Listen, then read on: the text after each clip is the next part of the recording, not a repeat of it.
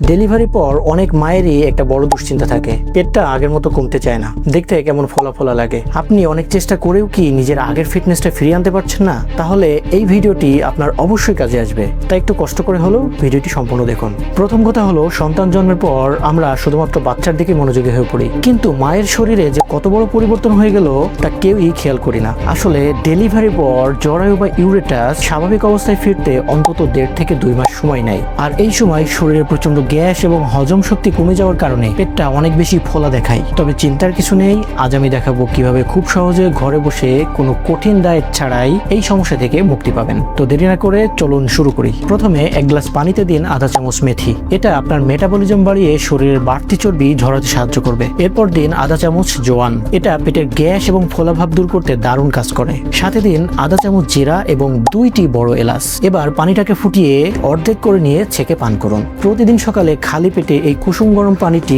চা পানের মতো চুমুক দিয়ে খাবেন। টানা 30 দিন খেলে আপনার পেটের গ্যাস দূর হবে, হজম শক্তি বাড়বে এবং প্রাকৃতিকভাবে মেদ ঝরতে শুরু করবে। তাই অহেতুক দুশ্চিন্তা না করে আজই ট্রাই করুন এই ঘরোয়া উপায়। শেয়ার করে অন্য মায়েদেরকেও সাহায্য করুন। আর এমন নির্ভরযোগ্য স্বাস্থ্য টিপস পেতে এখনই ফলো করে রাখুন। দেখা হচ্ছে অন্য কোনো টিপস নিয়ে। ততক্ষণ ভালো থাকুন, সুস্থ থাকুন। আল্লাহ হাফেজ।